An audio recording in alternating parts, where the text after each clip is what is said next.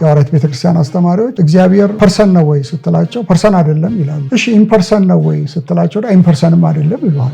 ቁስ አካል የተፈጠረ ስለሆነ እግዚአብሔር በቁስ አካል የተሰራ ነው ልል አልችልም። ምክንያቱም እግዚአብሔር ቁስ አካልን የፈጠረ አምላክ እሱ ራሱ በቁስ አካል ሊገነባ አይችልም። ወይንም ደግሞ ታይምን የፈጠረ አምላክ እግዚአብሔር በታይም ውስጥ ሊሆን አይችልም። እግዚአብሔር ራሱን እኔ ብሎ ይላል። እንደውም ያህዌ የሚለው ስም እኮ በዚህ የተዋቀረ ነው ተብሎ ነው እኔ ነኝ የሚለው ጋራ የተዋቀረ ነው። ስለዚህ እኔ የሚል አካል ብለን የምንለው አብ የራሱ ማንነት እንዳለው ሁሉ ወልድም አለ። ለዚህ ነው አብ ላኪ ነው፣ ወልድ ተላኪ ነው። አብ አፍቃሪ ነው፣ ወልድ ተፈቃሪ ነው። የምወደው ልጄ እሱ ነው፣ እሱን ስሙት ብሎ ሲል ዲስቲንክት ናቸው ማለት ነው። ኒሜሪካሊ ዋን ሊሆኑ አይችሉም ማለት ነው። እኛ አካል ብለን ስንል ኮርፖራል ማለታችን አይደለም። የሚጨመጨበትን መዳሰስን መታየትን ታሳቢ አድርገን አይደለም። እግዚአብሔር አይጨበጥም አይዳስም ብለን ነው የምንለው።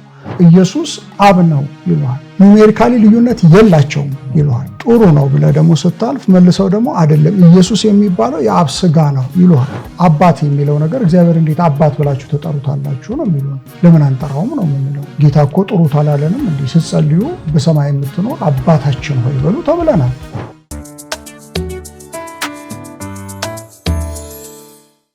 ሰላም ጤና ይስጥልን። ኤክስፖዚንግ ኦንሊ ጂሰስ ከመስቀል ሚዲያ ጋር በመተባበር ወደ እናንተ ይዞ የሚመጣውን ፕሮግራም እነሆ ዛሬም ቀጥለናል። እኔ አዘጋጅና አቅራቢ አማኑኤል እንዳለ ነኝ። በድጋሚ ከዶክተር ተስፋዬ ሮቤሌ ጋር ጥሩ ቆይታ የምናደርግ ይሆናል። ዶክተር እንኳን በደህና መጣ። እንኳን ደህና ቆየኝ። ባለፈው በነበረን 2 ተከታታይ ፕሮግራም ላይ ስለ ሐዋርያት ቤተክርስቲያን በጣም ጥሩ የሆነ ጊዜ እንዳሳለፍን እንግዲህ አስተያየት ሰጪዎች ሰጥተውናል። እኔም ጥሩ ጊዜ እንዳሳለፍን ተስፋ አደርጋለሁ። ዛሬ ደግሞ የስነ መለኮታቸውን በሚመለከት ምን ያምናሉ፣ ለምንድነው ስህተት ናቸው ብለን ምናምነው የሚለውን ዋና የሆኑ ነጥቦችን አብረን እናያለን ማለት ነው። እንግዲህ በድጋሚ እንኳን ደህና መጣ ማለት ወዳለው ወደ መጀመሪያው ጥያቄ ልሂድ። እንግዲህ በሐዋርያት ቤተክርስቲያን ውስጥ አካል የሚለው ቃል የሚሰጠው ትርጉም አለ። በተለይ ስነ መለኮታዊ ወይንም ደግሞ ሙያዊ ቃሉን እኛም ደግሞ የምንጠቀምበት አግባብ አለ። ግን በአጠቃላዩ በመዝገበ ቃላት አካል የሚለው ቃል ትርጓሜው ምንድነው? አካል ምን ማለት ነው? ይህንን ቃል የሐዋርያት ቤተክርስቲያን ወይንም ደግሞ ጂሰሶች ምን ብለው ነው የሚረዱት? እና የነሱስ ትርጓሜ ስህተት የሚሆንበት ዋና ምክንያት ምንድነው ዶክተር? እንግዲህ በነገረ መለኮት ውስጥ የሚነገር አካል የሚለው ነገር ይሄ በክርስትናው ብቻ አይደለም፣ እስልምናው ሌሎቹም ቡዲዝም፣ ኮንፊሽያኒዝም ምናምን አካል የሚባለውን ነገር በዛ ላይ ልዩነት ያለ አይመስለኝም። ኢቭን በአሜሪካን ሀገር ያሉት የኦንሊ ጂሰስ ጸሐፊዎች እነ ዴቪድ ኬ በርናንድን ጨምሮ ብዙዎቹ አካል በሚለው ነገር ላይ ክርክር ሲያነሱ አትመለከትም። የሚያነሱት ኢትዮጵያ ውስጥ ያሉት የኦንሊ ጂሰስ ጸሐፊዎች ናቸው ይህን ነገር እንትን የሚሉት። እኛ አካል ብለን ስንል ስለ ኮርፖራሊቲ እያወራን አይደለም። ማለት ስለመጨበጥ፣ ስለመዳሰስ፣ ስለመታየት እያወራን አይደለም። ለምንድነው የማይሆነው? አንደኛ ነገር እግዚአብሔር ይህንን የሚታየውን ቁሳዊ የሆነውን ዓለም ከመፍጠሩ በፊት እግዚአብሔር ነበረ ብለን ነው የምንለው። ቁስ አካል የተፈጠረ ስለሆነ እግዚአብሔር በቁስ አካል የተሰራ ነው ልል አልችልም። ምክንያቱም እግዚአብሔር ቁስ አካልን የፈጠረ አምላክ እሱ ራሱ በቁስ አካል ሊገነባ አይችልም። ወይንም ደግሞ ታይምን የፈጠረ አምላክ እግዚአብሔር በታይም ውስጥ ሊሆን አይችልም። እና እግዚአብሔር ከስፔሾ ቴምፖራል ከስፔስና ከታይም ውጪ ነው ብለን የምንለው ከዚህ የተነሳ ነው። እግዚአብሔር መንፈስ ነው። እግዚአብሔር አይታይም፣ ቁሳዊ ቁስ አይደለም። መጽሐፉም የሚለው እግዚአብሔር መንፈስ ነው፣ የሚመለከውም በእውነትና በመንፈስ ነው ይላልና እግዚአብሔር መንፈስ ነው። ስለዚህ ጌታችን መድኃኒታችን ኢየሱስ ክርስቶስ በአዲስ ኪዳን ከ2000 ዓመት በኋላ ግን ከማርያም ስጋ ነስቶ መጥቷል ብለን ነው የምንለው። ከማርያም ስጋ ወስዷል ብለን እናምናለን። እንግዲህ ቁስ የሆነው እንግዲህ እዛ ጋ ነው ማለት ነው። ያውም የሥላሴ ሁለተኛው አካል የሆነው ኢየሱስ ክርስቶስ ነው ቁስ የሆነው ብለን የምንለው።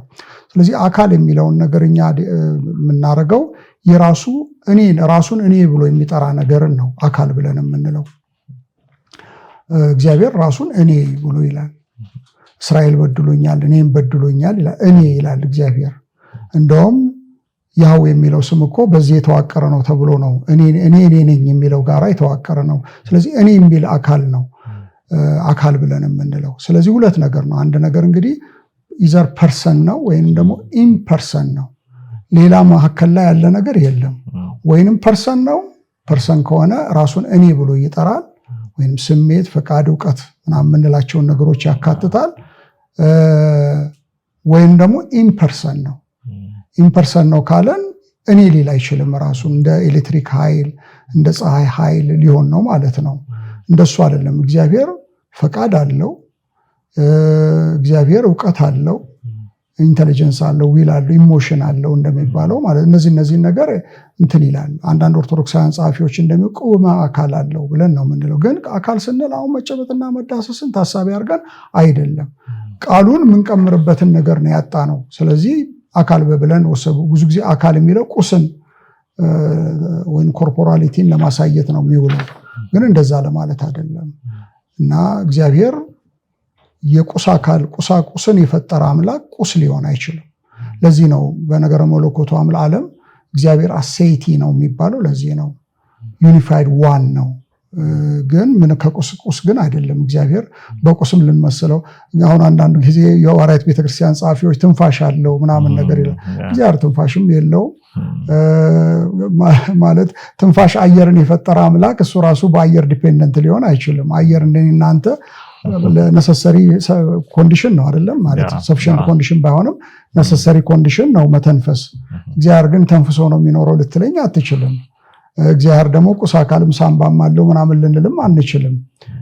እና ስለዚህ አካል ብለን እኛ ስላሴያውያንም ሌሎቹ እንዳልኩ እኮ ኦኒክሰስም ጆቫ ዊትነስንም ብትመለከት ሐዋርያት ቤተክርስቲያን አሜሪካን ሀገር ያሉትንም ብትመለከት ሌሎቹንም ሃይማኖቶች ብትመለከት አካል የሚለውን ነገር ዲፋይን የሚያደርጉት ከዚህ አንጻር ነው እንጂ ከቁስ ጋር አይደለም።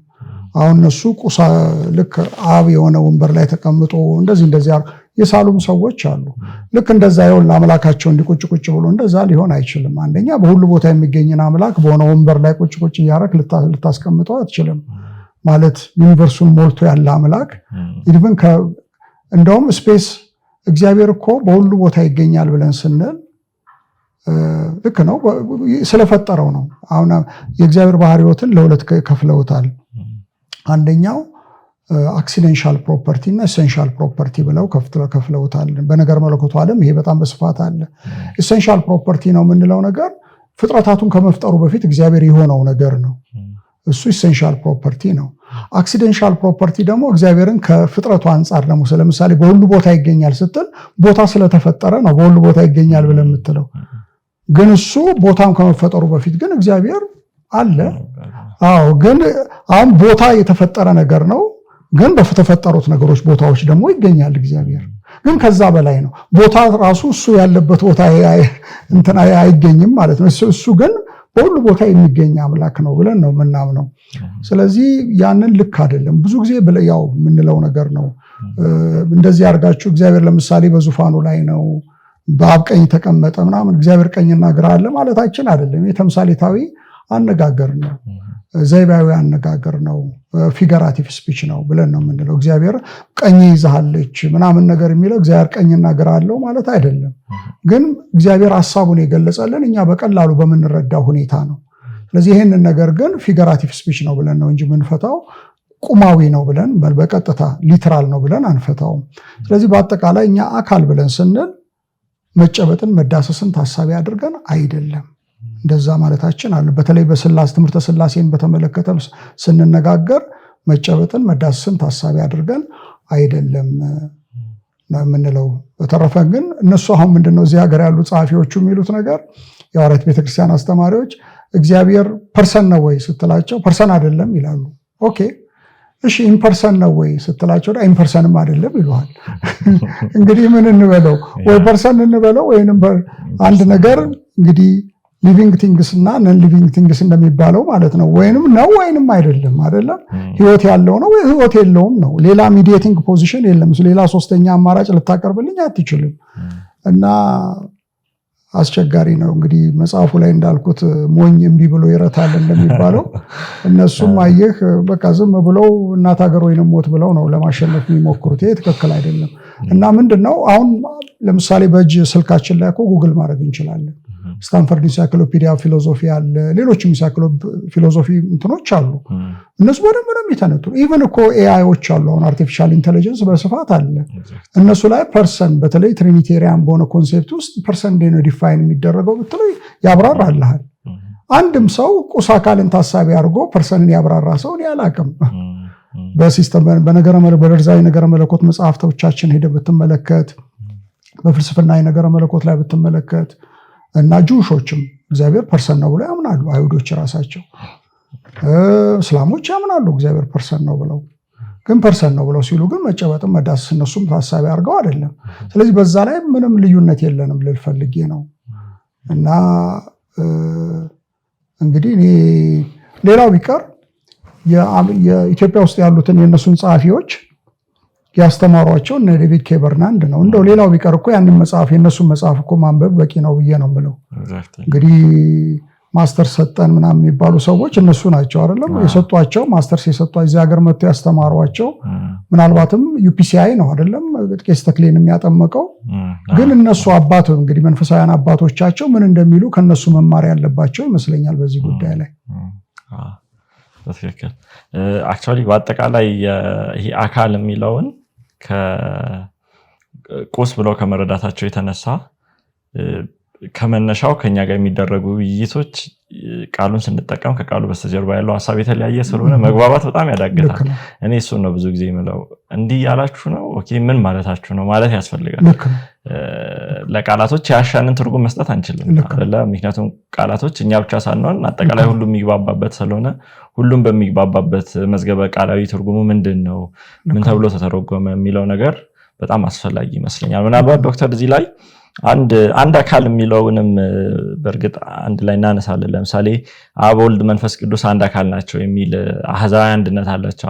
አብ ወልድና መንፈስ ቅዱስ አሃዛዊ አንድነት አላቸው የሚለውን በዛውም አንድ ጥቅስ ላንብብና እንድታብራራልን ይሁን። ኤፌሶን ምዕራፍ 4 ላይ እንግዲህ በጣም የሚታወቅ ጥቅስ ነው።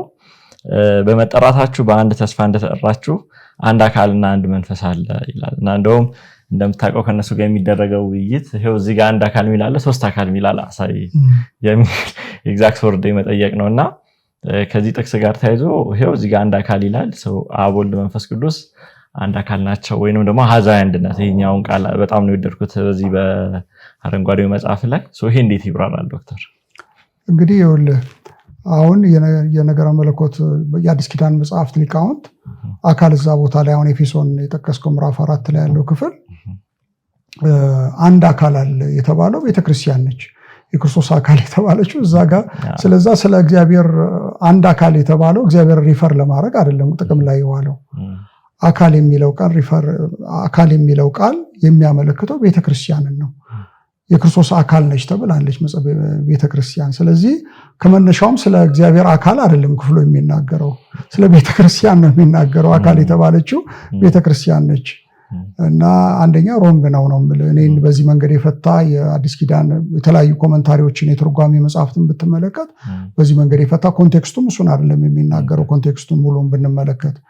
በተረፈ ግን እኛ አካል ብለን ስንል ቅድም እንዳልኩ ኮርፖራል ማለታችን አይደለም። የሚጨመጨበትን መዳሰስን መታየትን ታሳቢ አድርገን አይደለም። እግዚአብሔር አይጨበጥም አይዳስም ብለን ነው የምንለው። ነገር ግን አብ የራሱ ማንነት እንዳለው ሁሉ ወልድም አለው። ለዚህ ነው አብ ላኪ ነው ወልድ ተላኪ ነው። አብ አፍቃሪ ነው ወልድ ተፈቃሪ ነው። የምወደው ልጄ እሱ ነው እሱን ስሙት ብሎ ሲል አንዱ ይመሰክርለታል አንዱ ይመሰክርለታል። እንዲህ ከሆነ ዲስቲንክት ናቸው ማለት ነው። ኒሜሪካሊ ዋን ሊሆኑ አይችሉም ማለት ነው። እነዚህ ነገሮች በአጠቃላይ ሬፈረንስ ፍሬምን ነው የሚያሳይ። ለምሳሌ መሰከረለት ብለህ ስትል እኮ እያወራ ያለው ሁለትና ከሁለት በሆነ አካላት ነው። እና አንዳንድ ቃላት ሬፈረንስ ፍሬም ይፈልጋሉ። ለምሳሌ አጭር ብለህ ስትል አጭር፣ ቀጭን፣ ወፍራም ምናምን እንደዚህ አይነት ገለጻ፣ ጠይም ምናምን ስትል ሬፈረንስ ፍሬም ይፈልጋል። ካሉ ሰዎች ጋር እያወዳደርክ ነው ማለት ነው። ለምሳሌ አንድ ነገርን እኔ ዋይት ቦርድ ላይ ነጭ ሰሌዳ ላይ አንድ ቁጥር ጽፌ ረጅም ነው አጭር ነው ብልህ ከምን አንፃር ነው የምትለኝ? ረጅም ነው አጭር ነው ለማለት ሬፈረንስ ፍሬም ያስፈልጋል ማለት ነው። ግን ከጎኑ አንድ የሆነ ነገር ደግሞ ብሰራልህ ከሱ አኳያ አጭር ነው ልትለኝ ትችላለህ ወይ ረጅም ነው ልትለኝ ትችላለህ ማለት ነው።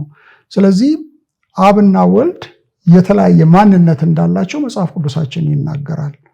ስለዚህ በጣም በርካታ ብዙ ማስረጃ ማቅረብ ይቻላል። ያው ይዋደዳሉ ይላል፣ ይፋቀራሉ፣ ይከባበራሉ ይላል፣ አምላኪ ነው ወልድ ተላኪ ነው ይላል፣ አንዱ ይመሰክራል ሌላ ይመሰክር። ብዙ እንደዚህ አይነት ነገሮች በአጠቃላይ ሬፈረንስ ፍሬምን የሚያሳዩ ከሆነ ስለ ኒውሜሪካል ዋነስ ልናወራልና አንችልም ማለት ነው። ስለ ኳሊቴቲቭ ዋነስ ነው የምናወራው። ለምሳሌ እናንተ ኳሊቴቲቭሊ ዋነን ኒውሜሪካሊ ሁለት ነን። ለዚህ ነው እኔ ለአንተ ልመሰክርልህ እችላለሁ፣ እኔ አንተን ልወድህ እችላለሁ፣ እኔ አንተን ላከብርህ እችላለሁ፣ እኔ ለአንተ ገብተዋል።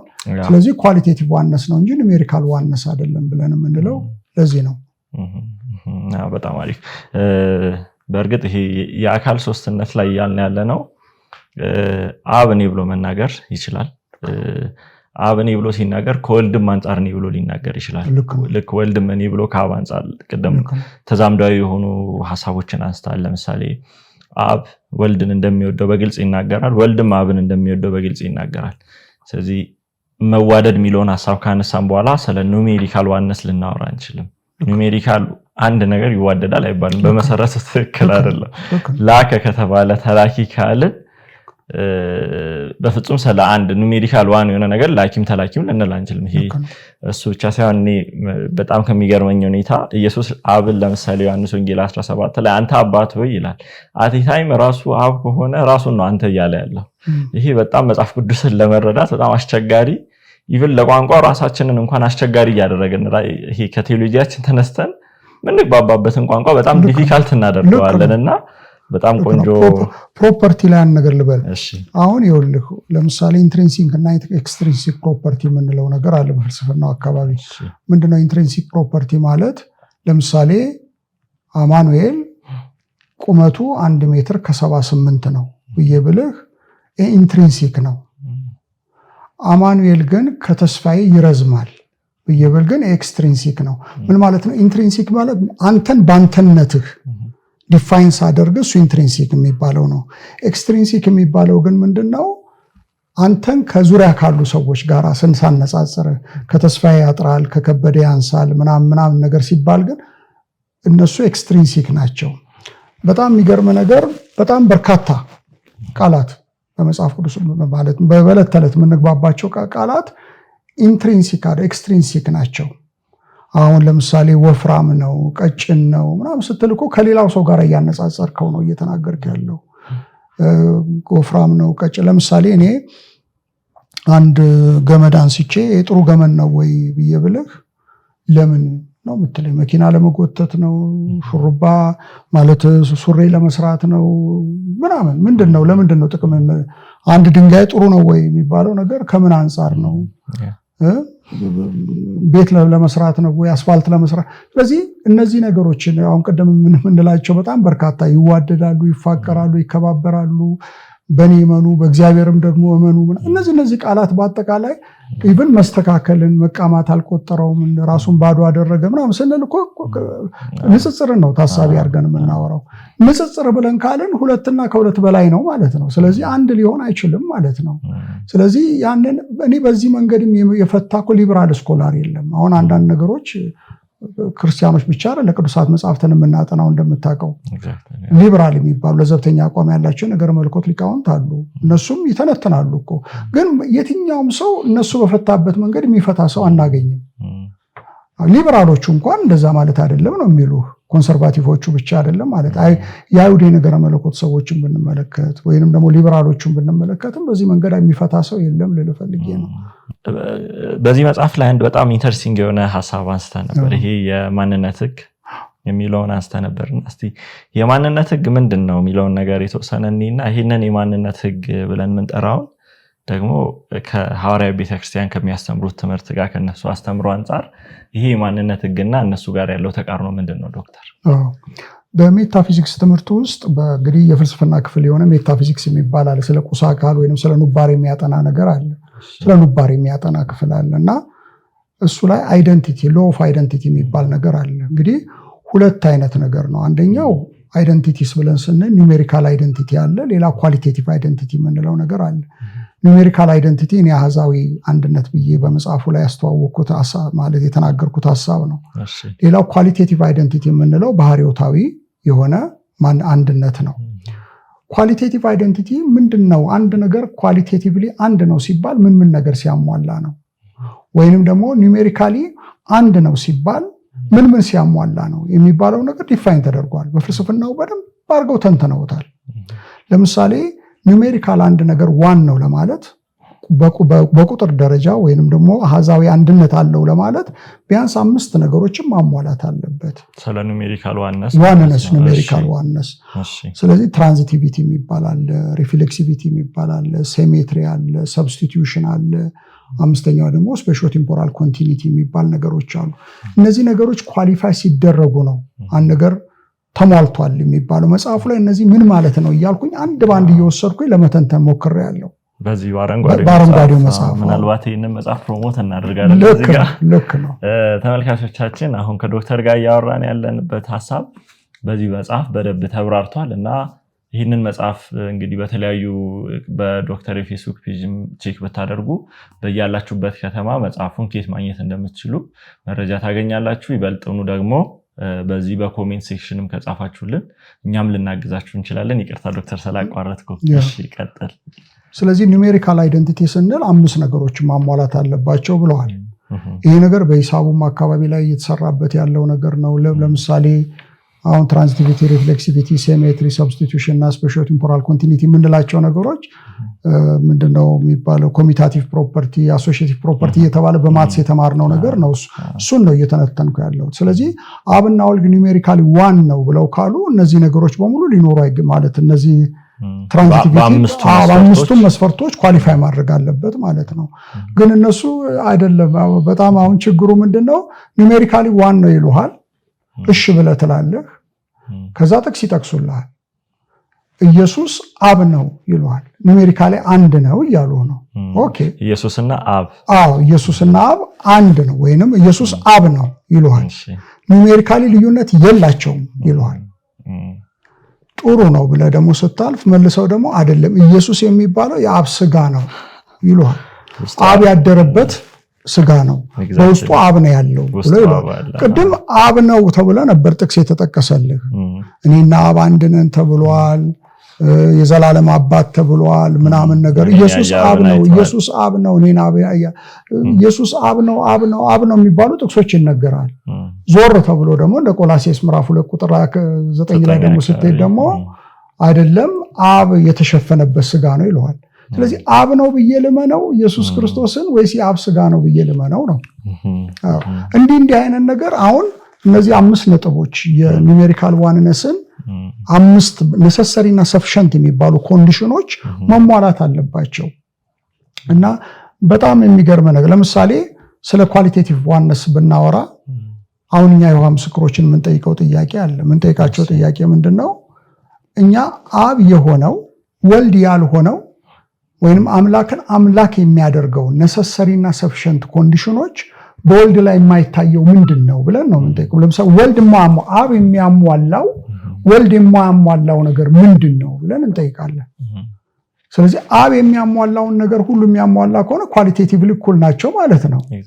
ለምሳሌ ኢየሱስ ክርስቶስ ዓለማትን እንደፈጠረ ይናገራል። አብ ፈጣሪ እንደሆነ ሁሉ ወልድም ፈጣሪ እንደሆነ ይናገራል። ዓለማትን በፈጠረበት በልጁ ልጁ ነው ማለት ነው ዓለማትን ይፈጠር። ሁሉ በእርሱ ሆነ ከሆነም አንዳችስ እንኳን ያደርሱ እሱ ነው መገኛው ኢየሱስ ክርስቶስ ነው ማለት ነው። ወይንም ደግሞ አምልኮን መቀበል አሁን ስትሄድ ለምሳሌ ምን ይላሉ ጆቫዊ ተነሶቹ እንደ ማምለክ አምልኮን አይደለም ፕሩስኩኖ የሚለው ቃል አንዳንድ ጊዜ አምልኮን ለማሳየት ጥቅም ላይ ውሏል። አንዳንድ ጊዜ ደግሞ ዝም ብሎ ማክበርን ለማሳየት ውሏል ይሉሃል። ኢየሱስን በሚያሳዩት ቦታዎች ሁሉ ማክበርን ነው ይሉሃል። አምላክን በሚያሳዩ ቦታዎች አይማ አምልኮ ነው ይሉሃል። ግን በጣም የሚገርም ነገር እሺ አብና ወልድ በአንድ ጉባኤ ላይ ተሰይመው ለምሳሌ ራዕይ ምዕራፍ 5 ላይ ስትመለከት በዙፋኑ ላይ ለተቀመጠው የተባለው እንግዲህ በራዕይ መጽሐፍ ላይ አብ ነው። በዙፋኑ ላይ ለተቀመጠው እና ለበጉ ወድቀው ሰገዱ ይላል። ሁለቱም ነው በአንድ ጊዜ የዋለው ማለት ነው። እዛ ላይ ፕሩስኩኖ ማያሳይበት አግባብ ምንድነው ማለት ወርሺፕን ማያሳይበት አግባብ ምንድነው ነው የምንለው። ወይንም ደግሞ ከብሉይ ኪዳን የተጠቀሱ ጥቅሶች አሉ እንደምታውቀው አይደል? ከአዲስ ኪዳን ላይ ለምሳሌ በኩሩን ወደ ዓለም ሲያስገባ የእግዚአብሔር መልአክ ሁሉ ለሱ ይስገዱ ይላል። ይሄ በብሉይ ኪዳን ላይ ለአብ ነው። የእግዚአብሔር መልአክ ለሱ ይስገዱ የተባለው ለአብ ነው። ያው ኮቴሽን ነው ኮት የተደረገው። እዛ ጋር ወርሺፕን የሚያመለክት ከሆነ ኮት ተደርጎ ሲመጣ እዚህ ጋር ደግሞ ዝም ብሎ ኦባይሰንስ የሚባለውን ዝም ብሎ ማክበርን ልትለኝ አትችልም። ከብሉይ ኪዳን ኮት የተደረገ ነው። ስለዚህ ከብሉይ ኪዳን ኮት የተደረገ ከሆነ ለአብ ወርሺፕን ካሳየ ለወልድ ምንድነው እኛ የምንለው? እኛ የለም አብ የሆነው ወልድ ያልሆነው ነገር እስከሌለ ድረስ ኳሊቴቲቭሊ አንድ ናቸው ብለን የምንለው ለዚህ ነው። ለምሳሌ እዚህ ጋር አንድ ጥሩ ነገር ብናገር ጥሩ የሚመስለኝ ነገር አለ። ለምሳሌ ጌታችን መድኃኒታችን ኢየሱስ ክርስቶስ ዓለማትን እንደፈጠረ ይናገራል።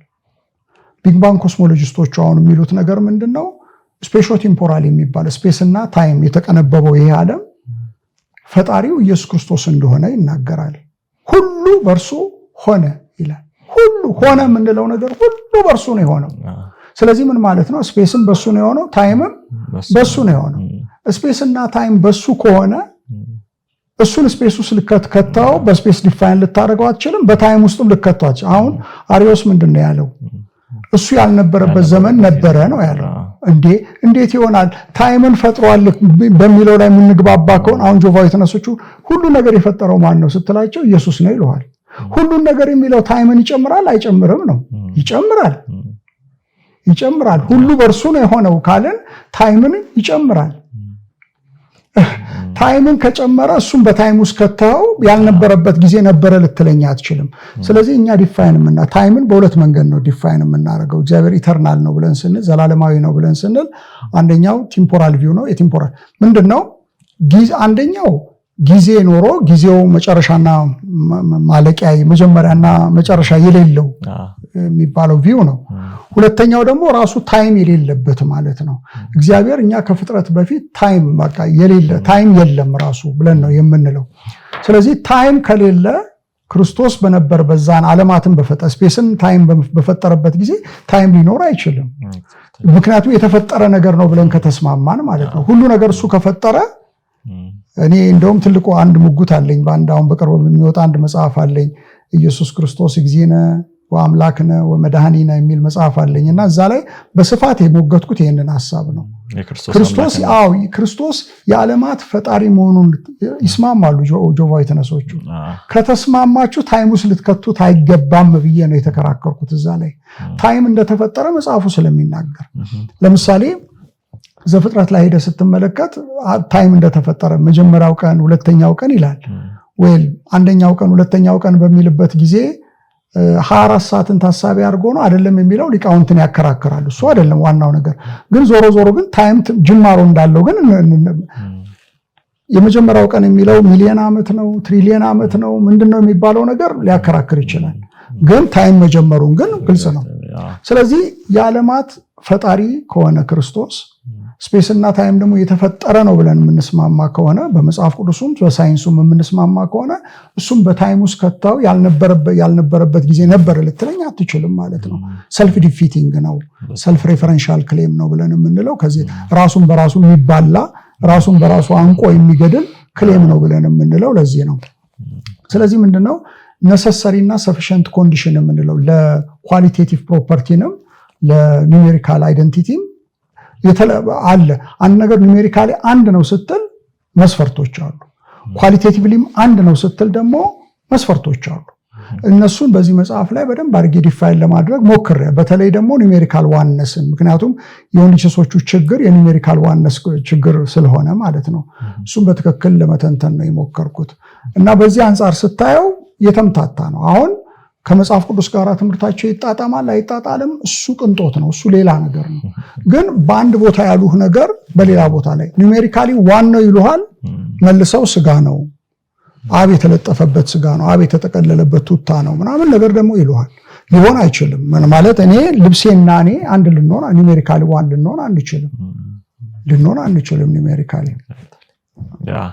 በእርግጥ ይሄ ላይ እንደውም በቅርብ አንድ ውይይት ነበረኝ በማህበራዊ ሚዲያ ላይ እና ኢየሱስ አብ ነው ብሎ መጣ እኔ እንደውም ወዲያ ያደረኩት ነገር ምንድነው አብ በእኔ ይኖራል ያለበትን ቴክስት አመጣውኝና የነሱን ቅድመ ልባዊ ስለምረዳ ኦኬ በእኔ ኢየሱስ በእኔ ይኖራል ያለው አብም ራሱ ኢየሱስ ነው አልኩትና ኢየሱስ እኮ ሁሉ በሁሉ ነው አለኝ። ይሄ ከቀደም ካነሳው ከማንነት ጋር ግልጽ የሆነ ተቃርኖ ውስጥ ያስገባል ነው ያሉትን ኢየሱስ እንዲህ ነው ካሉ በኋላ መልሰው ደግሞ ከዛ በተለየ ሁኔታ ይተረጉሙታልና ይሄ ትክክል አይደለም። ሌላኛው ጥያቄ ደግሞ ስለ ስም እናንሳ እስቲ። እንግዲህ የሐዋርያት ቤተክርስቲያን እንደሚታወቀው አብ ወልድ መንፈስ ቅዱስ አንድ አካል ስሙም ኢየሱስ አሁን አንድ አካል ስሙም ኢየሱስ በእርግጥ ሰሞኑን አንድ ትራክት አይቼ ነበርና ምናልባት እሱን አይተህ ከሆነ አላውቅም አብ ወልድ መንፈስ ቅዱስ አንድ አምላክ ስሙም ኢየሱስ የሚል አይተህ ይሆን እንደዛ የሚል ትራክት አይቻለሁ። አብ ወልድ መንፈስ ቅዱስ ስሙ ኢየሱስ ነው ዶክተር? አይደለም። ማለት እንግዲህ ስም ስንል ብዙ አይነት የስም አለ። የተጽኦ ስም አለ፣ የመጠሪያ ስም እንለዋለን። የተጽኦ ስም አለ፣ የማዕረግ ስም አለ። አብ ምናምን የሚባለው ማዕረግ ስም ነው። ግን መጽሐፍ ቅዱሳችን ውስጥ በማዕረግ ስምና በተጽኦ ስም መካከል ልዩነት አላደረገም። እነሱ አባት የሚለው ነገር እግዚአብሔር እንዴት አባት ብላችሁ ተጠሩታላችሁ ነው የሚሉን። ለምን አንጠራውም ነው የምንለው። ጌታ እኮ ጥሩት አላለንም? እንዲህ ስትጸልዩ በሰማይ የምትኖር አባታችን ሆይ በሉ ተብለናል። እንደውም እኮ የብሉይ ኪዳን ስም በአዲስ ኪዳን አንድ ቦታም አልተነገረንም። ጆቫ ዊትነሶች 237 ጊዜ ያው የሚለውን ቃል ስም በአዲስ ኪዳን ላይ ጨምረዋል። ስህተት ነው ብለን የምንለው ይሄን ለዚህ ነው። አንደኛ አንድም የግሪክ ቅጆች በጣም ጥንታውያንና ታማኝነት አላቸው የምንላቸው የግሪክ ቅጆች ያህዌ የሚለውን ቃል በአዲስ ኪዳን ላይ አልከተቱም። ይሄ ሆለ ብለው እነሱ የከተቱት ነገር ነው። ስለዚህ ስምህን አስተዋወቅኳቸው ወይንም ስሙን ጥሩ ስንባል ያህዌ በሉ ተብለን አይደለም። እንደውም ያህዌ የሚለው የብሉይ ኪዳን ስም እንዴት እንደሚጠራ ማንም ሰው አያውቅም። ካቶሊኩ አያውቅም፣ ኦርቶዶክሱ አያውቅም፣ ፕሮቴስታንቱ አያውቅም፣ ሊበራሉ አያውቅም፣ ኮንሰርቫቲቭ አያውቅም፣ አይሁዳውያን አያውቁም። ማንም ሰው የሚያውቀው የለም። እንደምታውቀው YHWH የሚለው ኮንሶነንት ነው። ቫውል ከተን ነው የምናነበው። እንዴት እንደሚነበብ አይታወቅም። አዶናይ ከሚለው ስም ጋር እያጫፈረን ማለት ማልማሉ ላይ የአዶናይን ቫውል ከተን ነው። የዮሐንስ ምስክሮችን አስተምሯቸው በሚለው መጽሐፌ ላይ ሰፊ አንድ ምዕራፍ ሙሉ ይህንን ነገር ለማብራራት ሞክሬያለሁ። ስለዚህ ስም የሚለው ነገር የተጽኦ ስም መሆን አለበት የሚለው ነገር ልክ አይደለም። ለምሳሌ ኢሳይያስ 9:6 ላይ ስለ መሲሁ ስም ሲናገር ድንቅ ይላል፣ መካር፣ ኃያል አምላክ፣ የዘላለም። እነዚህ ሁሉ አድጀክቲቭ ናቸው፣ ቅጽል ናቸው እንጂ ስም አይደለም። ግን አይ ቅጽል ነው ምናምን ልትለኝ አትችልም። መጽሐፍ ቅዱስ ስም ብሎታል፣ ስም እናደርጋለን። ስለዚህ በስሙ ተጠመቁ ደግሞ የተባልነው አብ ወልድ መንፈስ ቅዱስ። ስለዚህ የማዕረግ ስም ነው አንጠመቅም ልትለኝ አትችልም።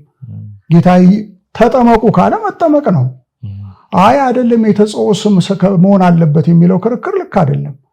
ሌላው የሚሉት ነገር ያው ስም የሚለው ነገር አብ ወልድ መንፈስ ቅዱስ ብሎ ነጠላ ስም ነው የሚለው ነገርም አያስኬድም። ምክንያቱም በመጽሐፍ ቅዱሳችን ላይ ብዙ ነገርን ለመወከል ስም የሚለው ቃል ጥቅም ላይ ውሏል። አብርሃምና ለምሳሌ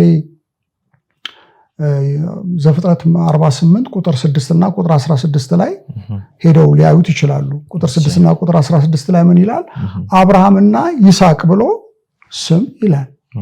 አብርሃምና ይስሐቅ ብሎ ስሞች አላለም። ስለዚህ አብ ወልድ መንፈስ ቅዱስ ብሎ ስሞች ማለትም የለበትማ። ስለዚህ በእኛም በአማርኛችንም በእኔና በባለቤቴ ስም ነው እንጂ የምለው በእኔና በባለቤቴ ስሞች አይደለም። ስለዚህ ይሄ የሰዋሰው ክርክር ልክ አይደለም ብለን ነው የምንለው። ባይሆን እኛ ሌላው የምናቀርበው ሙጉት አብ ወልድና መንፈስ ቅዱስ በሚለው ላይ የሻርፕስ ህግ ወይም ግራንቪል ሻርፕ ኮንስትራክሽን ስላለ አብ ወልድና መንፈስ ቅዱስ የተለያዩ አካላት መሆናቸውን ያሳያል ብለን ነው የምንለው። ምክንያቱም ክፍሉ ላይ አብ የሚለው አባት በሚለው ላይ in the name of the father and of the son and of the holy spirit ነው የሚለው። ዴፊኒት አርቲክል 3 ቦታ ላይ መኖሩ የተለያዩ መሆናቸውን ነው የሻርፕስ ህግ ወይም ግራንቪል ሻርፕ ኮንስትራክሽን የምንለው የግሪክ ሰዋሰው የሚያሳየው። ስለዚህ አብ ወልድና መንፈስ ቅዱስ አንድ ፐርሰን ነው ልትለኝ አትችልም ማለት ነው። የተለያዩ አድርጎ ነው ጻፊ ያቀረበው። አማርኛችን ላይ ብዙ ላይ ለይ ይችላል። አብ ወልድ መንፈስ ቅዱስ ሲል ግልጽ ላይሆን ይችላል። ግሪኩ ግን በጣም ግልጽ ነው። ለዚህ ነው እንደውም እዚህ አረንጓዴው መጽሐፍ ላይ በስፋት እያንዳንዱ 6 ህጎች ናቸው ያሉት የሻርፕስ ህጎች። ሰዎች እንዳያምታቷቸው ብዬ 6ቱንም ህግ በደንብ አድርጌ በቻርት ከነማስረጃው ለማሳየት ሞክሬያለሁ። በዚህ ላይ አሁን ስትመለከት በእና አብ ወልድ መንፈስ ቅዱስ የሚለው እና በስመ አብ እና ወልድ እና መንፈስ ቅዱስ ነው አይደለም የሚለው። እና የሚለው ካይ የሚለው የግሪክ ቃል ኤንድ በእንግሊዘኛው ኤንድ የሚለው ተያይዘው ተመሳሳይ ኬዝ ካላቸው ኬዝ የምንለው እንግዲህ 5 ኬዞች ናቸው በግሪክ ላይ ያለው ኖሚኔቲቭ አለ ቮካቲቭ አለ አኪዩዜቲቭ አለ ጄኔቲቭ አለ ዴቲቭ አለ በእነዚህ ኬዛቸው አንድ አይነት ከሆነ እና ደግሞ የተጻፈው ስም ካልሆኑ እንዴ ህጎች አሉ ማለት ይሄን ነገር ኳሊፋይ ሲያደርግ የተለያየ ናቸው ብለህ የምትልበት ሁኔታ አለ ደግሞ አንድ ነው የምትልበትም ሁኔታ አለ ማለት ነው ስለዚህ ለምሳሌ ታላቁ አምላካችንና መድኃኒታችን ቲቶ ምዕራፍ 2 ቁጥር 13 ላይ ታላቁ አምላካችን እና መድኃኒታችን ኢየሱስ ክርስቶስ ይላል ታላቁ አምላካችን ሜጋሊቴዎስ የሚለው ላይ ውስም መስተምር አለ ካይ ሶቴሪዮስሙን ኢየሱስ ክርስቶስ የሚለው ግን ታላቁ አምላክ መድኃኒታችን ኢየሱስ ክርስቶስ የሚለው ጋር ላይ ዴፊኒቲቭ አርቲክል ስለሌለ ታላቁ አምላክም መድኃኒት ኢየሱስ ክርስቶስም የተባለው አንድ ፐርሰን ነው ብለን ነው የምንከራከረው ስለዚህ እዛ ቦታ ላይ ታላቅ አምላክ መድኃኒት ኢየሱስ ክርስቶስ የተባለው 1% ነው ብለን ነው የምንሞግተው ሁለተኛ ጴጥሮስ ምዕራፍ 1 ቁጥር 1 ላይ ተመሳሳይ ታላቅ አምላካችንና መድኃኒታችን የሚል ቃል እናገኛለን እሱም ላይ በሻርፐስ ይተዳደራል ብለው ሊቃውንት የሚሟገቱበት ርዕስ ነው ስለዚህ ሐዋርያት ቤተክርስቲያን ሰዎች ስም የሚለውን ነገር በተሳሳተ መንገድ ነው የተረዱት እንደውም እዚህ ላይ አባሪ አርግ ያለው ስም ማለት ራሱ ምን ማለት ነው የሚለውን ነገር ስምን አስተዋወቅኳቸው ሲባል አይ ስሙ መጠሪያ ስሙን ማለት አይደለም እሱነቱን ነው ያስተዋወቀን አምላክ እንዲህ ነው ብሎ ነገረን እንጂ እቺን ስም ቋጥራችሁ ያዙ እቺ ስም ለምሳሌ ኢየሱስ የሚለው ስም እኮ ጆሹዋ ማለት ነው ዮሹዋ ወይንም ኢያሱ ማለት ነው ያድናል ምናምን ስንል ስሙ ከፐርሰን ከሚያመለክተው ሳብጀክት የተለየ ኦብጀክት የተለየ እንትን አለው ማለት አይደለም ለምሳሌ ስምህ ታላቅ ነው ብለን ስንል እግዚአብሔር ታላቅ ነው ለማለት ነው እንጂ ከሱ በተለየ ሁኔታ ስሙ እንደዛ ማለት አይደለም በመሰረቱ ስሞቹ እሱን ይወክላሉ ብለን ስለምንል ማለት ነው ስለዚህ በስም ላይ ያላቸው ነገር እጅግ የተምታታ ነው እዚህ መጽሐፍ ላይ በጣም አንድ አባሪ ነው አይተው ከሆነ አላቅም ሙሉውን ለመተንተን ሞክሪ ስም ይቀደስ ማለት ምን ማለት ነው ስም ታላቅ ነው ማለት ምን ማለት ነው በእግዚአብሔር ለምሳሌ ዮሐንስ ወንጌል ምዕራፍ 5 ቁጥር 43 እነሱ የሚጠቅሱት በአባቴ ስም መጥቻለሁ ተብሏልና ኢየሱስም የአባት ስም ነው ምናምን ለማለት ይሞክራል እንደሱ አይደለም ዳዊት ለምሳሌ በእግዚአብሔር ስም መጣባሃለሁ ብሎ ይለዋል ያ ማለት ግን እኔ አብ ነኝ ማለቱ አይደለም ወይንም ደግሞ ያዌ ነኝ ማለቱ አይደለምና ስምን በተመለከተም ከፍተኛ የሆነ ኮንፊውዥን አለ ነው በትክክል በእርግጥ እዚህ ስም የሚለው ጉዳይ ላይ እንደው ክርክሩን እኔ ብዙ ጊዜ እንዴት አስተውለዋለሁ መሰለ ዶክተር የአብ ስም ኢየሱስ ነው ሲሉኝ ወይል እንግዲህ አንድ ጊዜ እንኳን አብን ኢየሱስ ብሎ የጠራው ማን ነው ይሄ በጣም ቀላል ነገር ነው ለምሳሌ ዶክተር ያንተ ስም ዶክተር ተስፋዬ ነውና አንድ ሰው መጥቶ ሲከራከረኝ ግን በአንተ ዙሪያ ያሉ ቤተሰቦች የቅርብ ሰዎች በዛ ስም አንተን ጠርተው ማያውቁ ከሆነ ግራ ነው የሚያጋባው ይሄ እንዴት ሊሆን ይችላል መጽሐፍ ቅዱስ በብሉይም ሆነ በአዲስ አብን ኢየሱስ ብሎ ማንም ሲጠራው አናይም ስምን ለምሳሌ ኢየሱስ የሚለው በጣም ብዙ ጊዜ አዲስ ኪዳን ላይ የተጠቀሰ ስም ነው ግን ሁሉም ቦታ ላይ ሲጠቀስ ግን የእግዚአብሔር ልጅ ኢየሱስ ክርስቶስን ለማመልከት ነው እንጂ አብን ለማመልከት ጥቅም አልዋለም ስለዚህ እንደው ዝም ብሎ ደረቅ ክርክር ነው ክርክሩ በመሰረቱ አሳዩን መንፈስ ቅዱስም ስሙ ኢየሱስ ነው ይሉናል ወይል እንግዲህ መንፈስ ቅዱስ የቱ ጋር ነው ስሙ ኢየሱስ ተብሎ የተጠራው ምንም መጽሐፍ ቅዱስ ላይ ከሌለ ክርክሩ ቅድም በእርግጥ ወደ በኋላ ላይ እናነሳለን በአብ ስም መጥቻለሁ ስምህን ገለጥኩላቸው እንግዲህ ስምህን ገለጥኩላቸው ኢየሱስ ሲል ለደቀ መዛሙርቱ የሆነ ቦታ ላይ ኢየሱስ ቁጭ አድርጎ የአብ ስም እኮ ኢየሱስ ነው ብሎ መግለጽ አለበት ሰው የቱ ጋር ነው እንደዛ ያለው ከሌለ እንትን ነው የሚሆነው አርጊመንት ፍሮም ሳይለንስ ነው የሚሆነው በመሰረቱ ግን ደግሞ አንድ እንኳን ሳፖርት የሚያደርጋቸው ቴክስት የለም ይሄ ሁሉ ነገር እንግዲህ ምናባዊ ይሆናል ይሄ ዝም ብሎ ፍላጎትን ኢንሰርት ወደ ማድረጉ ነው እንጂ የሚሆነው አንተ ቅድም እንዳልከው ምንድነው ሞኝ እምቢ ብሎ አሸንፋል ነው ያልከው እንደሱ ነው የሚሆነው ውይይቱን አይ ማስረጃ አቅርቦ እንዲህ ሊሆን ይችላል ያሉ ነው የሚከራከሩት እንጂ መሆኑን እርግጠኛ ሆነው መናገር አይችሉም ማለት ነው አንድ ጥያቄ እዚህ ጋር አንድ ላይ እንግዲህኛ በስላሴ ምናምን የስላሴ አማንያን አብ ወልድ መንፈስ ቅዱስ ሶስት ዘላለማዊ አካላት እንዳሉ እናምናለን እግዚአብሔር በማንነት አንድ አይደለም ወይንም ደግሞ በአካል አንድ አይደለም በአካል ሶስት ነው ብለን እናምናለን ግን ይሄ እንግዲህ አሃዳዊ ክርስትናችን ጋር መልሶ ተቃርኖ ሊሆን ይችላል ወይ ዶክተር? ምክንያቱም እንደሱም አይነት ኦብጀክሽን በእርግጥ ኦብጀክሽን በእነሱ ብቻ ሳይሆን በአጠቃላይ ዩኒቴሪያኖችም ይሄንን ያመጣሉ፣ ጆቫ ዊትነሶችም ይሄንን ይላሉና ግን እንደሱ ነው ወይ ዶክተር? በሶስት አካላት ማመናችን ከአዳዊ እምነቱ ጋር ተቃርኖ ተፋልሶ ነው ወይ? አይደለም ብለን ነው የምንለው። እኛ አዳውያን ሃይማኖቶች እግዚአብሔር አሃዱ አምላክ ነው ብለን አንድ አምላክ ነው ብለን ነው የምናምነው። እኛ አንድና ሶስት የሚሉትን ቃላት የምንጠቀምበት በተለያየ አግባብ እስከሆነ ድረስ በኮንትራዲክሽን ልንወቀስ አይገባም ብለን ነው የምንለው። እግዚአብሔር አንድ ነው ብለን ስንል ኳሊቴቲቭን ታሳቢ አድርገን ነው። አብ ወልድና መንፈስ ቅዱስ የተለያየ ማንነት አላቸው ደግሞ ኒሜሪካል ነው እያወራን ያለ ነው። ስለዚህ ለምንድን ነው ኮንትራዲክሽን የሚሆነው ብለን ነው የምንለው። እኔ ብዙ ጊዜ የምጠቀምበት አንድ ምሳሌ አለ። እሱን እንትን ልበል፣ የምታውቃት ይመስለኛል። ብዙ ቦታ ስናገር ሰምተኸኛል። አበበ ሀብታም ነው ብዬ አበበ ድሃ ነው ብዬ ብልህ ኮንትራዲክት፣ አሁን እነዚህ ይቃረናሉ ወይ ብልህ ላይቃረኑ ይችላሉ። መጀመሪያ ሳብጀክቱ ስለማንም የትኛው አበበ ነው? እኔ እናንተ ስለምናውቀው አበበ ነው ወይስ እኔ እናንተ ስለማናውቀው ሌላ አበበ ነው የሚያወራው የሚለው ነገር መጣራት አለበት። አበበ የሚለው ሳብጀክት አንድ ፋክተር ነው ማለት መጣራት ካለበት ነገር። ሁለተኛው መጣራት ያለበት ነገር ምንድነው? ታይም ነው። እዚህ ጋር አበበ ቁጥር 1 አበበ ሀብታም ነው ብሎ ቁጥር 2 አበበ ድሃ ነው ብሎ ቢለኝ ሀብታም ነውና ድሃ ነው ቁጥር 1 እና ቁጥር 2 የተባለበት ታይሙ ምናልባት ስለ 1% ሆኖ እኮ ኮንትራዲክሽን የማይሆንበት ሁኔታ ይኖራል። ለምሳሌ ሀብታም ነው የተባለው ያለፈውን ዓመት ነው፣ ድሃ ነው የተባለው ደግሞ የአሁኑ ዓመት። ነጋዴ ሆኖ ምናልባት ከኪሳራ ገጥሞት ያጣ የነጣ ድሃ ሊሆን ይችላል። ቁጥር 1 ላይ በጣም ቱጃር ሆኖ ቁጥር 2 ላይ ቁርንጮ ድሃ ሊሆን ይችላል ሰውየው በተለያየ ጊዜ ከሆነ። ስለዚህ ጊቭኑ መታየት አለበት። አንደኛ ተመሳሳይ ሳብጀክት ነው ወይ፣ ሁለተኛ ተመሳሳይ ታይም ነው የሚባለው ነገር መታየት አለበት። ሶስተኛ መታየት ያለበት ነገር ምንድነው? ሀብታም እና ድሃ የሚባሉት ነገሮች በትክክል ዲፋይን መደረግ አላቸው። ምን ማለት ነው? ለምሳሌ አንድ ሰው በኢትዮጵያ የኑሮ ስታንዳርድ ሀብታም የተባለ ሰው ምናልባት በአሜሪካ የኑሮ ስታንዳርድ ደግሞ ብናየው ድሃ ሊሆን ይችላል።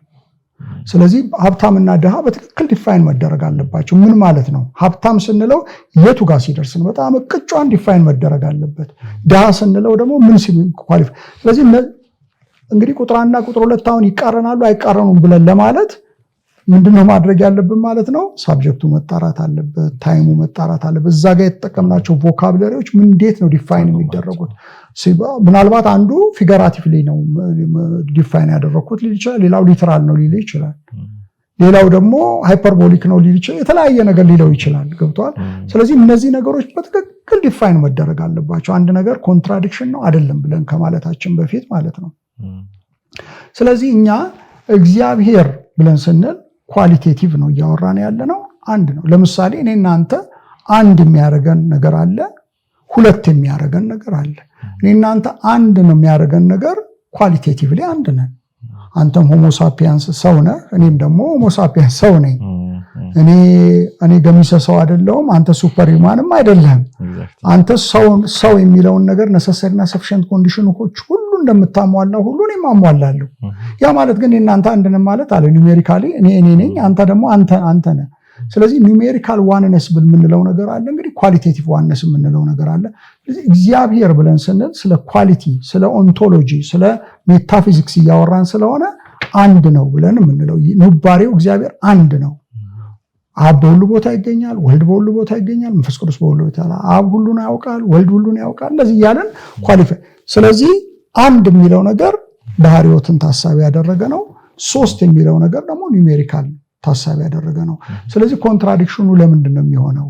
በቁጥር 1 እና በቁጥር 3 ለምሳሌ እኛ በ5 መንገድ ነው አይደለም ዲፋይን የምናደርገው እግዚአብሔርን። እግዚአብሔር አንድ ነው እንላለን። አብ አምላክ ነው፣ ወልድ አምላክ ነው፣ መንፈስ ቅዱስ አምላክ ነው። አምስተኛው ነጥባችን አብ ወልድና መንፈስ ቅዱስ ግን የተለያየ ማንነት አላቸው ብለን ነው የምንለው። ስለዚህ የተለያየ ማንነት አላቸው አለን እንጂ ስለዚህ ማንነት በማንነት ይለያያል፣ እናንተ እንደምንለያየው ማለት ነው።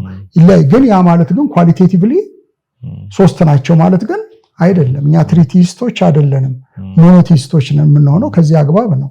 ለዚህ ነው ኢንሳይክሎፒዲያዎቹ ሁሉም ነገር ሞኖቲስ ክርስትና ሞኖቲዝም ሃይማኖት ነው የሚለው። ለዚህ ነው እንደዛማ ካልሆነ ኢንሳይክሎፒዲያዎቹን ዲክሽነሪዎቹን ሁሉ ሄደን ማስተካከል አለብን ማለት ነው እነሱ እንደሚሉት ከሆነ። ስለዚህ እኛ ኮንትራዲክሽን የለም ብለን ነው የምንለው። ስለዚህ ቅዱሳት መጽሐፍት የአምላክ አፍዮተ ቃል ናቸው፣ የአምላክ መገለጥ ነው ብለን እንላለን። የነገረን ነገር ይሄንን ነው። እግዚአብሔር አንድ ነው ብሎናል። አብ አምላክ ፍጹም አምላክ ነው፣ ወልድ ፍጹም አምላክ ነው፣ መንፈስ ቅዱስ ፍጹም አምላክ ነው ብሎናል። ነገር ግን አብ ወልድና መንፈስ ቅዱስ ግን የተለያየ ማንነት አላቸው ብሎናል። አብ ላኪ ነው፣ ቅድም እንዳልነው ወልድ ተላኪ ነው። በምንም መንገድ ላኪና ተላኪ 1% ሊሆኑ አይችሉም። አፍቃሪና ተፈቃሪ እኩል ናቸው፣ መስተካከልን እንደ መቃማት አልቆጠረውም እያለ 1% ናቸው ልትለኝ አትችሉም። ስለዚህ ኮንትራዲክሽን የሚለው ነገር ልክ አይደለም ብለን ነው የምንለው። እንዳልኩ የፍልስፍና ነገረ መለኮት ላይ የተጻፉ ብዙ መጽሐፍቶች አሉ። ለምሳሌ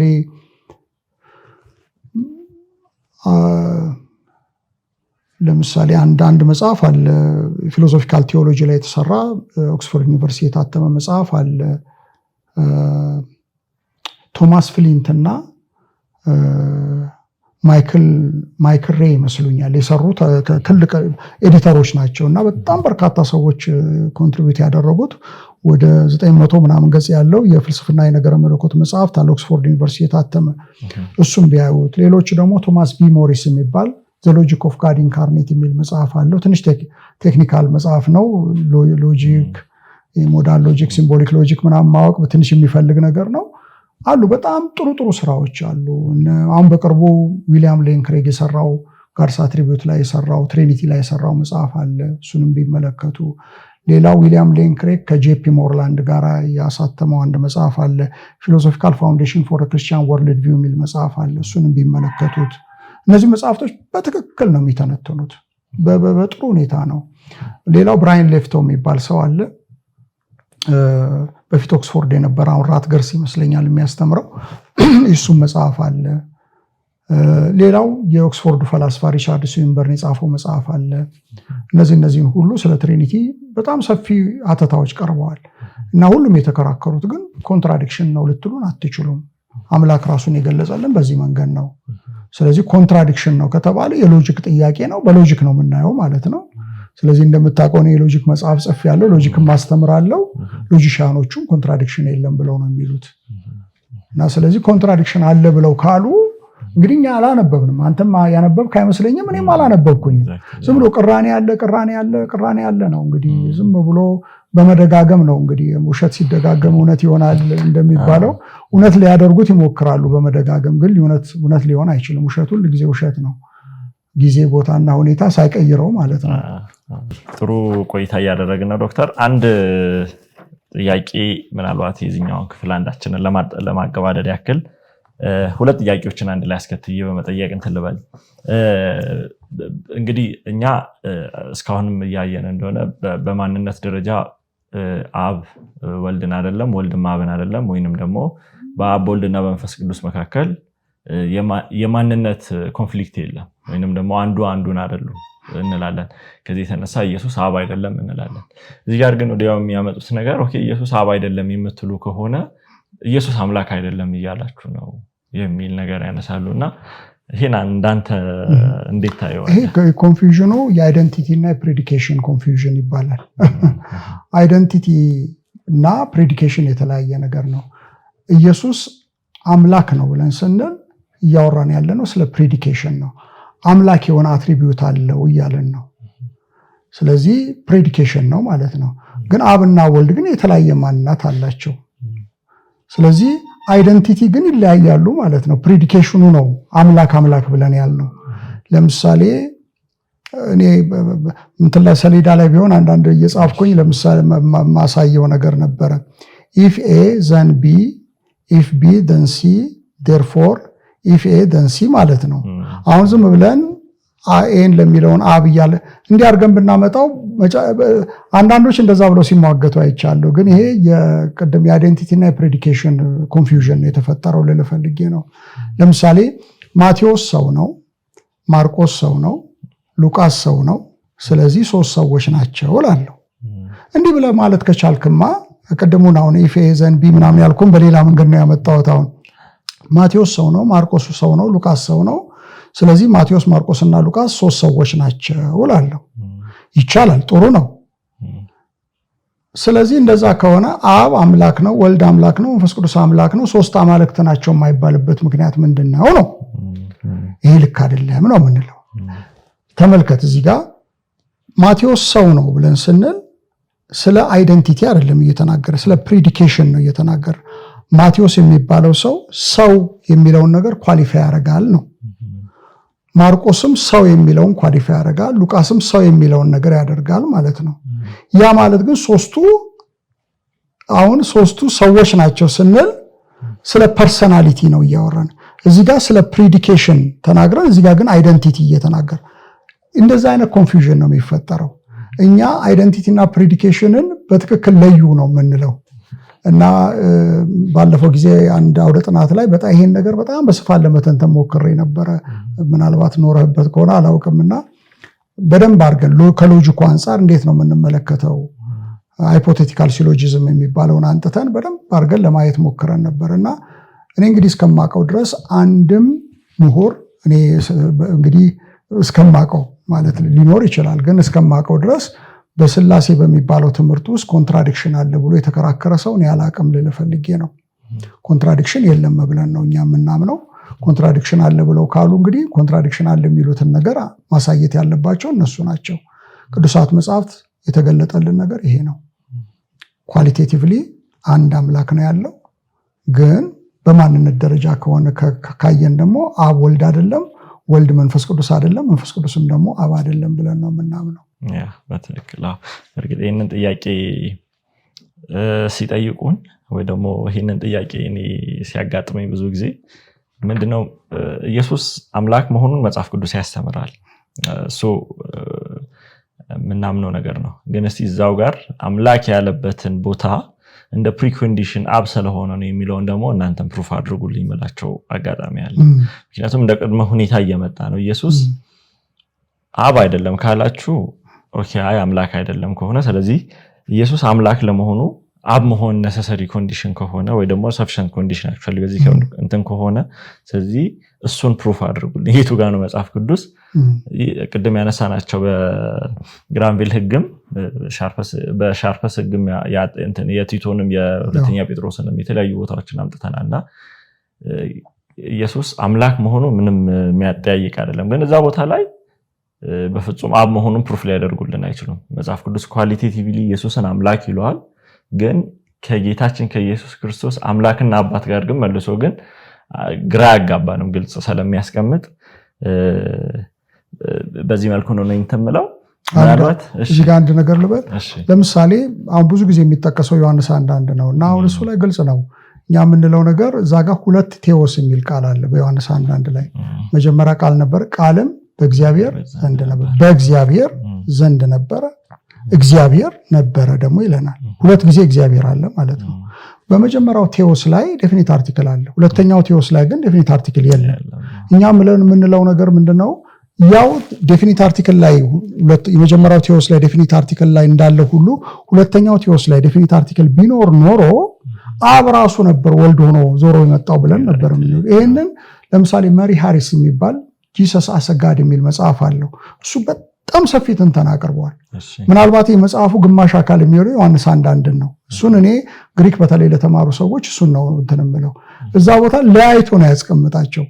አንደኛ ነገር አብን ሆቴዎስ ነው የሚለው፣ ወልድን ግን ቴዎስ ብቻ ብሎ ነው ያቀረበው። ያ ምንድነው? አብ የነበረው አምላክ አይደለም ማለት ነው፣ ወልድ ሆኖ የመጣው አንድ እሱ ነው።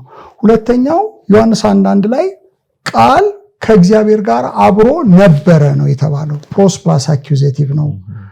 ፕሮስ የሚለው ዘንድ የሚለው ቃል በአኪዩዜቲቭ ኬስ ፕሪሲደንስ ሲደረግ ሪሌሽንሺፕን ነው ወይም ግንኙነትን ነው የሚያሳየው የሚል የሰዋሰው ሕግ አለ። ስለዚህ በሁለት መንገድ እንግዲህ አብና ወልድ የተለያዩ ሆነው ቀርበውልናል ማለት ነው። አንደኛው ፕሮስ ፕላስ አኪዩዜቲቭ ነው። ሁለተኛው በመጀመሪያው ቴዎስ ላይ ውስን መስተአምር ኖሮ ሁለተኛው ውስን መስተአምር አለመኖሩ የተለያዩ ያደርጋቸዋል ብለውናል። እና እንግዲህ ልክ እንደዛው ለምሳሌ ዮሐንስ 1:18 ላይ እንደዛ ነው የሚለው፣ እግዚአብሔርን ያየው ማንም የለም፣ በእቅፉ ያለው አንድያ ልጁ የሆነው አምላክ እሱ ተረከው። ተተራኪው አምላክ እንደሆነ ሁሉ ተራኪውም አምላክ ተብሎ ቀርቧል። በቅፉ ያለው አንድያ ልጁ ይሆናል። እንደውም እግዚአብሔር ወልድ ተብሏል ብለን ነው የምንለው እኮ። እነሱ እግዚአብሔር ወልድ አልተባለም እግዚአብሔር ወልድ የሚባል ነገር መጽሐፍ ቅዱስ ውስጥ የለም እያሉ ደጋግመው ያወራሉ። እንግዲህ ያው እዛ ቤት በጣም የሚታወቀው ነገር መደጋገም ነው። ውሸትም በጣም ሲደጋግሙ እውነት የሚሆን ይመስላቸዋል፣ ግን አይደለም። መጽሐፉ በጣም ግልጽ ነው። በጣም ግልጽ ነው። ኢየሱስ ክርስቶስ ወልድ ብሎ አምላክ ይላል። ስለዚህ እግዚአብሔር ወልድ ማለት እንችላለን ማለት ነው። ዮሐንስ 1:1 ዮሐንስ 1:18 ቶማስ አምላኬና ጌታዬ ሆኩሪዮስሞ ካይሆቴዎስሞ አንተ አምላኬ ነህ አንተ ጌታዬ ነህ ያለውን ብትመለከት፣ ሌሎችም ክፍሎች ብትመለከት ልጁ ብለው አምላክ ይላሉ። በኩሩን ወደ ዓለም ሲያስገባ እግዚአብሔር መላእክት ለሱ ይስገዱ ይላል ቁጥር 6 ላይ። ቁጥር 8 ላይ ደግሞ ስለ ልጁ ግን አምላክ ወይ ልጁ ብሎ አምላክ ይላል። ዮሐንስ 1 ዮሐንስ ምዕራፍ 5 ላይ ይሄንን ነው ቁጥር 20 ላይ በእርሱ አለን እርሱም ልጁ እንግዲህ ወልድ የምንለው እሱ ልጅ የሚለው ነው። ልጁ ኢየሱስ ክርስቶስ ነው። እሱ እውነተኛ አምላክና የዘላለም ልጁ ነው ማለት ነው። ልጁ ስጋ ብቻ ነው አብ ላይ የተለጠፈ ስጋ ነው አይለንም። ልጁ አምላክ ነው የተባልነው። በአባቶች መጣ ለዘላለም የተባረከ አምላክ ነው የሚለው ሮሜ ላይም ይሄንን ነው 6:9 ላይ የሚናገረው ይሄንን ነው። እና መጽሐፍ ቅዱሱ ግልጽ ነው። በጣም ግልጽ ነው። ዲስቲንክሽኑ በጣም ክሊር ነው። በሰዋሰው ልንሞግት እንችላለን። በቃላት አጠቃቀም ቅድም እንዳልኩት ቴዎስ ላይ ዴፊኒት አርቲክል አለ የለም የሚለው ላይ መጠቀም እንችላለን። በጣም ብዙ ማስረጃዎችን ማቅረብ ይቻላል። ለምሳሌ ይህ የቀራጩ ዮሴፍ ልጅ አይደለም ወንድሞቹ ውስጥ በእኛ ዘንድ ናቸው ሲል ከኛ ጋር አብረው ነው። ልክ እንደዛ ነው። ዮሐንስ ወንጌል ምዕራፍ 17 ላይ ጌታ በአንተ ዘንድ በነበረኝ ክብር አክብረኝ ዓለም ሳይፈጠር በፊት። እንግዲህ ተመልከት፣ እነሱ አብ ነበረ። በአዲስ ኪዳን ዘመን አብ ስጋ አዘጋጅቶ መጣ ነው። ግን ዓለም ከመፈጠሩ በፊት ይላል ስፔስና ታይም ከመፈጠሩ በፊት ኢየሱስ ክርስቶስ በአንተ ዘንድ በነበረኝ ክብር አክብረኝ ካለው እዚህ ጋር የተገኘ ነገር አይደለም ማለት ነው። አብ ኖሮ ወልድ በሉኝ ብሎ አይደለም የመጣው ማለት ነው። አብ በነበረበት ዘመን ከስፔስና ከታይም ውጪ በነበረበት ጊዜ ኢየሱስ ክርስቶስ ከአብ ጋር አብሮ ነበረ ነው የሚለን። በጣም ጥሩ ጊዜ ነበረን። ተመልካቾቻችን ከዶክተር ተስፋዬ ሮቤሌ ጋር እያሳለፍን ያለነው ጥሩ ጊዜ እዚህ ጋር አያበቃም። በሚቀጥለው ፕሮግራማችን ላይ በሐዋርያት ቤተክርስቲያን ወይንም ደግሞ በኦንሊ ጂሰሶች የሚጠቀሱ የተለያዩ የመጽሐፍ ቅዱስ ምንባባት አለ። እሱን ደግሞ በሚቀጥለው ክፍል እንዴት ይብራራል የሚለውን አብረን እናያለን። ከዶክተር ተስፋዬ ጋር የነበረን የመጀመሪያውን ክፍል እዚህ ጋር አበቃለሁ። ዶክተር እጅግ አድርጌ አመሰግናለሁ። ታንኪዩ።